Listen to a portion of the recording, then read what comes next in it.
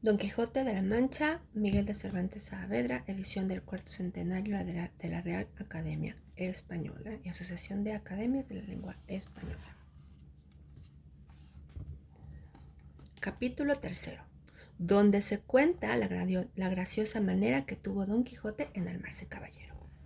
Y así, fatigado de este pensamiento, abrevió su venteril y limitada cena, la cual, acabada, llamó al ventero y encerrándose con él en la caballeriza, se hincó de rodillas ante él, diciéndole: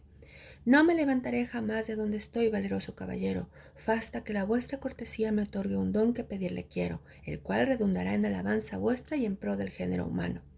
El ventero, que vio a su huésped a sus pies y oyó semejantes razones, estaba confuso mirándole, sin saber qué hacerse ni decirle, y porfiaba con él que se levantase, y jamás quiso hasta que le hubo de decir que él le otorgaba el don que le pedía.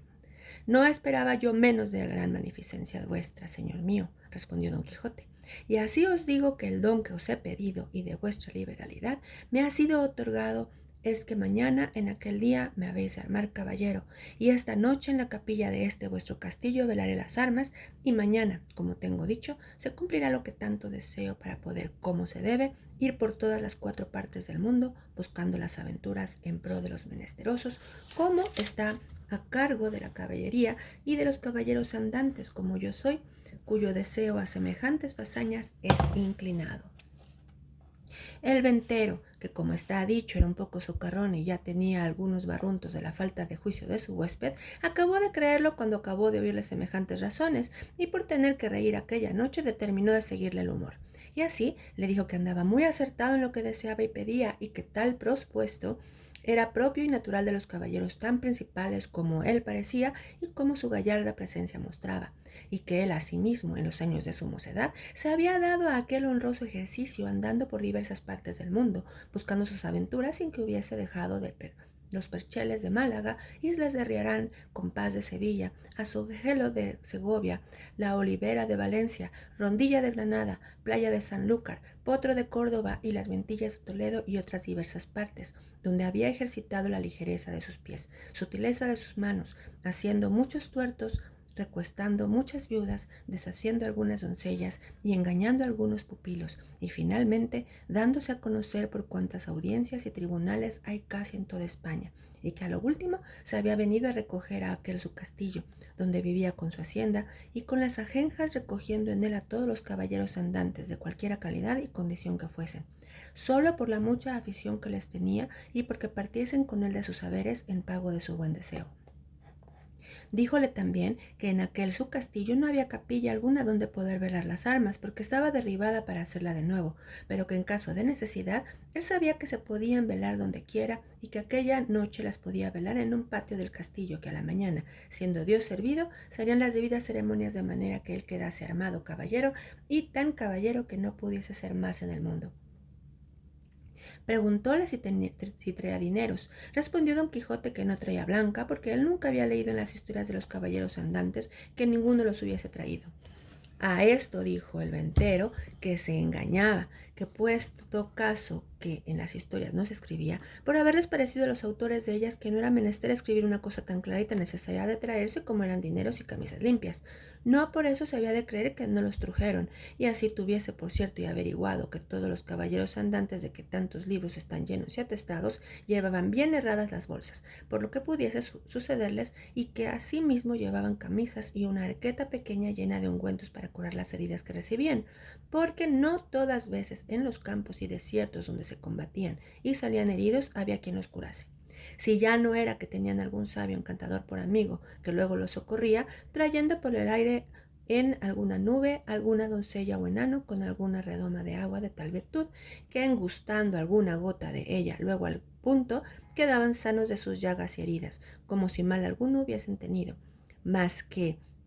en tanto que esto no hubiese, tuvieron los pasados caballeros por cosa acertada que sus escuderos fuesen proveídos de dineros y de otras cosas necesarias, como eran hilas y ungüentos para curarse. Y cuando sucedía que los tales caballeros no tenían escuderos, que eran pocas y raras veces, ellos mismos lo llevaban todo en unas alforjas muy sutiles que casi no se parecían a las ancas del caballo, como que era otra cosa de más importancia, porque no siendo por ocasión semejante, esto de llevar alforjas no fue muy admitido entre los caballeros andantes, y y por esto le daba por consejo, pues aún no se lo podía mandar como a su ahijado, que tan presto lo había de ser, que no caminase de allí adelante sin dineros y sin las prevenciones referidas, y que vería cuán bien se hallaba con ellas cuando menos se pensase.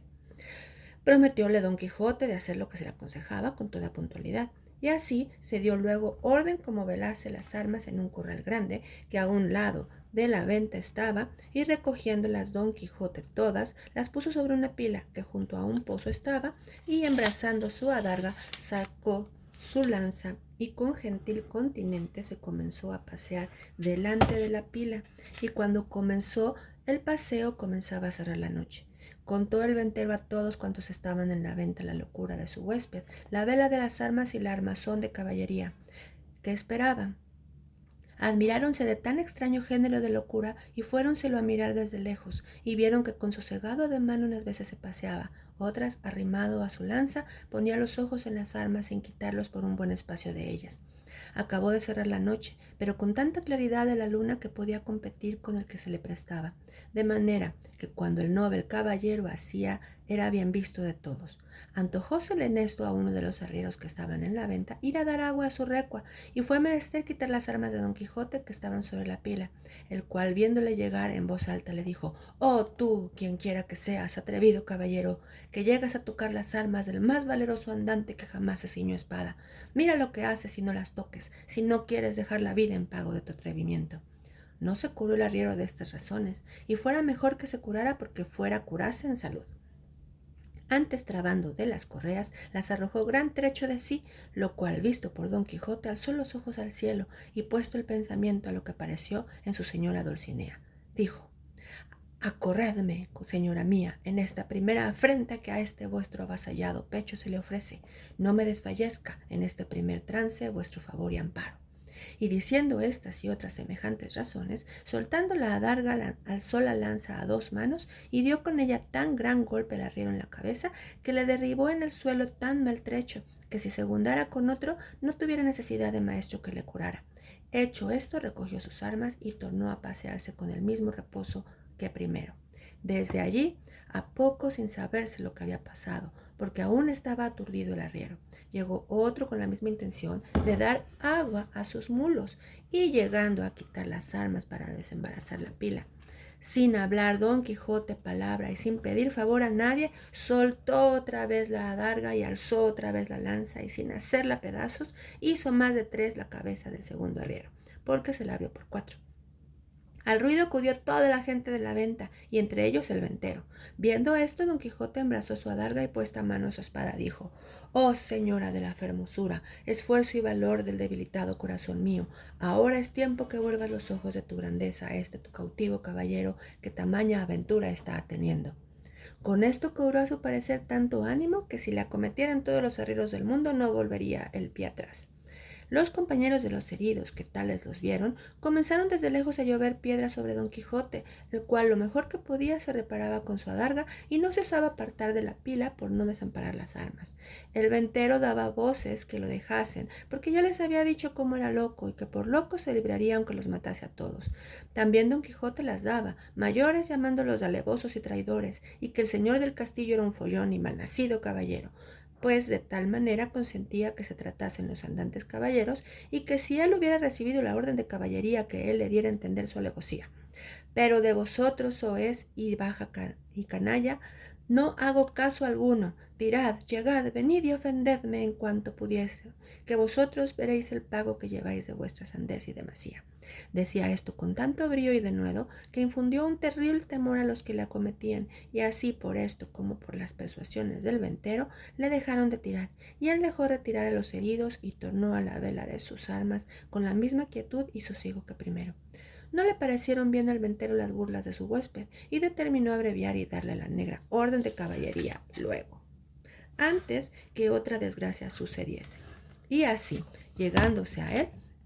se disculpó de la insolencia de aquella gente baja con él había usado sin que él supiese cosa alguna, pero que bien castigados quedaban de su atrevimiento. Díjole como ya le había dicho que en aquel castillo no había capilla, y para lo que restaba de hacer tampoco era necesaria, que todo el toque de quedar armado caballero consistía en la pescozada y en el espaldarazo, según él tenía noticia del ceremonial de la orden, y que aquello en mitad de un campo se podía hacer, y que ya había cumplido con lo que tocaba el velar de las armas, que con solas 2 horas de vela se cumplía. Cuanto más que él había estado más de 4, todo se lo creyó don Quijote, que él estaba allí pronto para obedecerle y concluyese con la mayor brevedad que pudiese, porque si fuese otra vez acometido y se viese armado caballero, no pensaba dejar persona viva en el castillo, excepto aquellas que él le mandase, a quien por su respeto dejaría.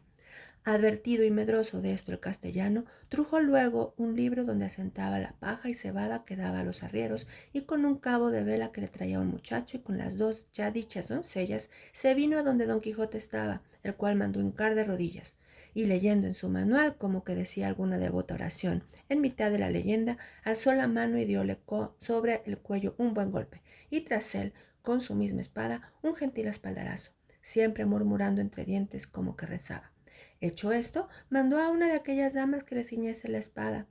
la cual lo hizo con mucha desenvoltura y discreción, porque no fue menester poca para no reventar de risa a cada punto de las ceremonias, pero las proezas que ya habían visto del novel caballero las tenía la risa a raya. Al ceñirle la espada, dijo la buena señora: Dios haga a vuestra merced muy venturoso caballero y le dé ventura en lides. Don Quijote le preguntó cómo se llamaba, porque él supiese de allí adelante a quién quedaba obligado por la merced recibida, porque pensaba darle alguna parte de la honra que alcanzase por el valor de su brazo. Ella respondió con mucha humildad que se llamaba La Tolosa, y que era hija de un remendón natural de Toledo, que vivía a las tendillas de Sancho Bienaya, y que donde quiera que ella estuviese le serviría y le tendría por señor. Don Quijote le replicó que por su amor le hiciese merced de allí en adelante, se pusiese don y se llamase doña Tolosa. Ella se lo prometió, y la otra le calzó la espuela, con la cual le pasó casi el mismo coloquio con la de la espada. Preguntóle su nombre y dijo que se llamaba La Molinera, que era hija de un honrado molinero de Antequera, a la cual también rogó don Quijote que se pusiese don y se llamase doña Molinera, ofreciéndole nuevos servicios y mercedes. Hechas pues de galope y aprisa las hasta allí nunca vistas ceremonias, no vio la hora don Quijote de verse a caballo y salir buscando las aventuras, y ensillando luego a Rocinante, subió en él, y abrazando a su huésped le dijo cosas tan extrañas, agradeciéndole la merced de haberle armado caballero, que no es posible acertar a referirlas. El ventero, por verle ya fuera de la venta con no menos retóricas, aunque con más breves palabras, respondió las suyas, y sin pedirle la costa de la posada, le dejó ir a la buena hora.